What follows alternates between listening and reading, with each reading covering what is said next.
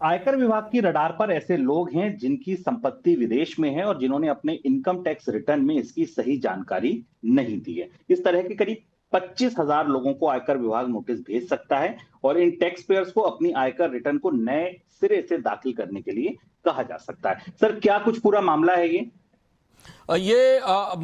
इस income tax department, आप बहुत सारे लोग ऐसे जिनके पास ये नोटिस आना शुरू हो गए हैं और ये महत्वपूर्ण मामला है।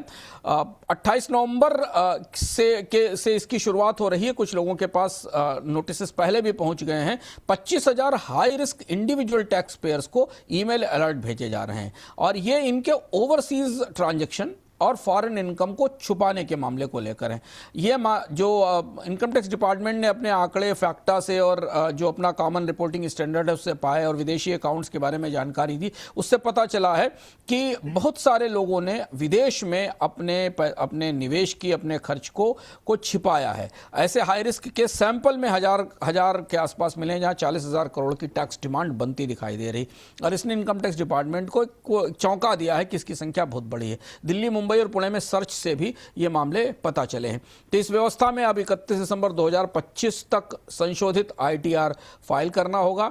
इस डेट तक रिवाइज्ड आईटीआर पर पेनल्टी नहीं लगेगी और अगर आपने फॉरेन एक्सेस रिपोर्ट करने वाले लोगों ने ऐसा नहीं किया तो फिर पेनाल्टी लगाई जाएगी, फ्लैट पर, टैक्सेशन पर और 300% तक पेनाल्टी और गंभीर के मामले में प्रोसिक्यूशन की भी कोशिश की भी संभावना है। क्योंकि इनकम टैक्स डिपार्टमेंट ने पहले इस तरीके के प्रयोग किए थे और 2024-25 में 24,000 टैक्स पेयर्स ने अपने रिटर्न रिवाइज किए थे इन सूचनाओं को लाकर। इसलिए इस बार इनकम टैक्स डिपार्टमेंट और ज़्यादा सक्रिय होकर लोगों को ये नोटिस भेज रहा है। भारतीय करदाता जो फॉरेन में निवेश करते हैं, अकाउंट रखते हैं, आईटीआर में सूचना नहीं देते, वो इसके निशाने पर हैं। चलिए आगे बढ़ते हैं। अब बात करेंसी के डेरिवेटिव्स ट्रेडिंग से जुड़ी। एक्सचेंजों पर करेंसी डेरिवेटिव्स में ट्रेडिंग के नियमों में बदलाव हो सकता है। सेबी और आरबीआई इस पर विचार कर रहा है। मौजूदा समय में जो नियम सख्त किए गए हैं, जो ट्रेडिंग पर रोक लगाई गई है, इस पर ढील दी जाए, ऐसी मांग आ रही थी और इस मांग की ही रोशनी में अब सेबी और आरबीआई कुछ बदलाव कर सकता है। सर, पहला सवाल तो यही है कि किस बदलाव की तैयारी है दरअसल? ये महत्वपूर्ण खबर है आज की और इसे आप रुपए की कीमत में गिरावट, आईएमएफ की तरफ से जो रुपए का क्रॉलिंग लाइक पैक दिया गया, इन सारे संदर्भों में देख सकते हैं। दरअसल आरबीआई खुद अपने फॉरेक्स मैनेजमेंट को नए सिरे से बदलने की कोशिश कर रहा है और यहाँ जो बदलाव है खासे महत्वपूर्ण है भारतीय बाजार के लिए, निर्यातकों के लिए, आयातकों के लिए और यहाँ तक कि सामान्य लोगों के लिए भी।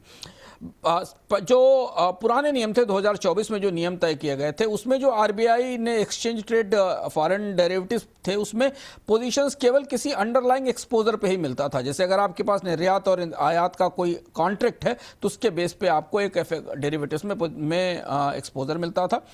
केवल $100 मिलियन तक के स्पेकुलेटिव ट्रेड किए जा सकते थे। 2024 में ज़्यादा सख्ती हुई और उसके बाद एनएसई बीएसई से वॉल्यूम खत्म हो गए, 80-90% गिर गए और ये सारा बिजनेस जो भारत से फॉरेन एक्सचेंज डेरिवेटिव्स का बिजनेस था, ये सिंगापुर और दुबई में शिफ्ट हो गया और उस बिजनेस को वापस लाने की कोशिश आरबीआई ने इस नई व्यवस्था से की है। आरबीआई से भी मिलकर इस व्यवस्था में कर रहे हैं। तो नए बदलाव में यह है कि ट्रेडर्स को दोबारा एंट्री मिलेगी, अनहेज्ड लिमिट बढ़ाई जाएगी, नियम सख्त बनाए जाएंगे, लेकिन छोटी स्पेकुलेटिव ट्रेड की इजाज़त दी जा सकती है, रिपोर्टिंग मजबूत की जाएगी, हेजर्स के लिए यानी कॉर्पोरेट्स के लिए और डे ट्रेडर्स के लिए अलग अलग नियम बनाए जाएंगे। ये तैयारी की जा रही है।